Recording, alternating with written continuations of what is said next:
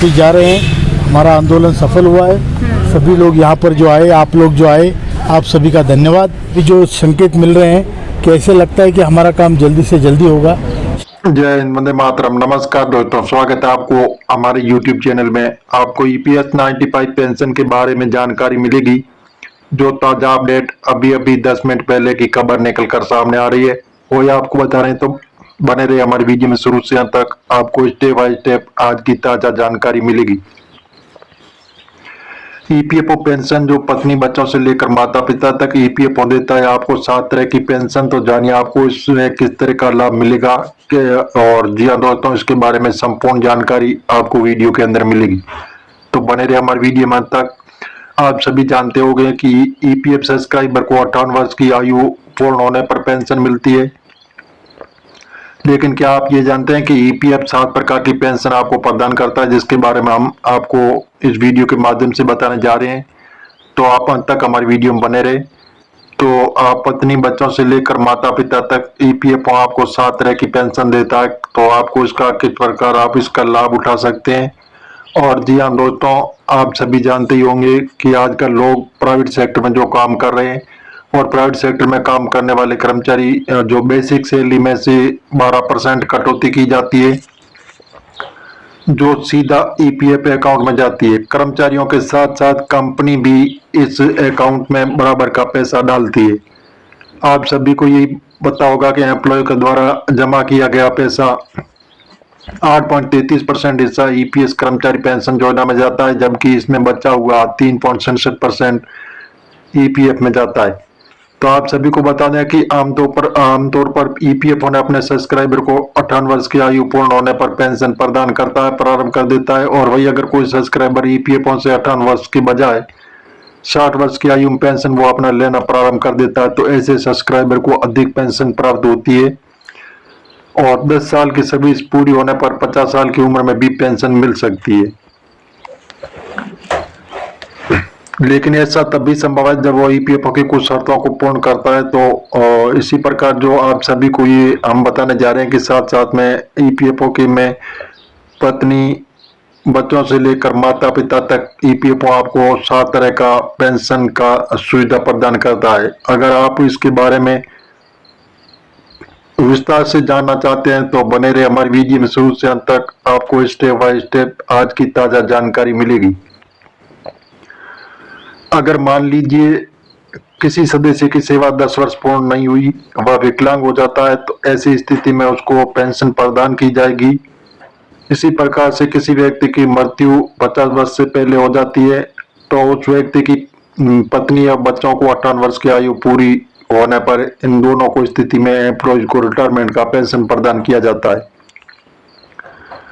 Early pension भी आपको मिलती है। तो ये भी आपको बता दें कि अर्ली पेंशन उनको दी जाती है जो 50 वर्ष पूर्ण हो चुके हैं और 10 वर्ष की सर्विस पूर्ण हो चुकी है। उसके बाद वो अपना नॉन PF कंपनी से जुड़ सकते हैं। ऐसे में उन्हें 50 वर्ष की आयु में पेंशन प्रदान की जाती है। और साथ में ये भी जान लीजिए कि वह 58 वर्ष की पूर्ण होने पर इंतजार भी कर सकता है कि अगर व्यक्ति 50 वर्ष की आयु में पेंशन प्राप्त करता है, तो यानी अगर वह अर्ली पेंशन प्राप्त करता है, तो ऐसी स्थिति में उस व्यक्ति को 4% कम पेंशन प्राप्त होगी। जी हाँ दोस्तों, ऐसे आपको विकलांग पेंशन के बारे में भी बताने जा रहे हैं। आप सभी को ये पता होगा कि विकलांग पेंशन उन व्यक्तियों को दी जाती है जो सर्विस के दौरान विकलांग हो जाता है। तो पेंशन की खासियत ये भी है कि इस पेंशन की कोई भी आयु सीमा नहीं होती और अवधि नहीं होती है। इस पेंशन का मुख्य लाभ सभी को इस प्रकार दिया जाता है कि जिसने केवल EPF में 1 महीना ही योगदान दिया हो। और दूसरी बात है कि बाल पेंशन हो या विधवा पेंशन, अगर कोई व्यक्ति किसी भी सदस्य की अगर मौत भी हो जाती है, तो उस पत्नी और 25 साल से कम उम्र के बच्चों को भी पेंशन दी जाती है। इसी स्कीम के तीसरे बच्चे को भी पेंशन मिल सकती है। लेकिन ऐसा तब होगा जब पहले बच्चा की उम्र 25 वर्ष की हो जाएगी, तब पहले बच्चे की पेंशन बंद कर दी जाएगी और दूसरे बच्चे को भी पेंशन मिल सकती है। इस प्रकार दूसरे की बंद करके तीसरे की भी मिलेगी। इसी प्रकार 25 वर्ष की आयु होने तक ये पेंशन मिल सकती है। उम्र या न्यूनतम सेवा में कोई बाध्यता नहीं है। अगर कोई व्यक्ति EPF में 1 महीना भी योगदान दिया हो तो उसके बच्चे को भी पेंशन मिलेगी। आप सभी को पता होगा जी। और दूसरी बात यह है कि अनाथ पेंशन जो अगर किसी सब्सक्राइबर की मृत्यु हो जाती है तो जिसके बच्चे भी मृत्यु हो जाती है तो ऐसी स्थिति में दोनों बच्चों को 25 वर्ष की आयु तक पेंशन प्रदान की जाती है। कि बच्चों की उम्र 25 वर्ष हो जाती है तो उनकी पेंशन बंद कर दी जाएगी, और सब्सक्राइबर की मौत हो जाती है उसके बाद नॉमिनी पेंशन का हकदार बनता है। इसलिए जरूरी है कि सब्सक्राइबर को ईपीएफओ पोर्टल पर ई नॉमिनेशन फॉर्म भरा हो। और आश्रित माता पिता को पेंशन, जैसे सब्सक्राइबर की मृत्यु हो जाती है तो किसी सिंगल सब्सक्राइबर की जो ऐसी स्थिति में उनका आश्रित है माता पिता पेंशन का हकदार होता है। उसके बाद आप जैसे उनकी भी मृत्यु हो जाती है तो ऐसे उसकी माता पिता को पेंशन प्रदान की जाती है। तो जीवन पर पेंशन प्राप्त करने के लिए फॉर्म 10D भरना होगा।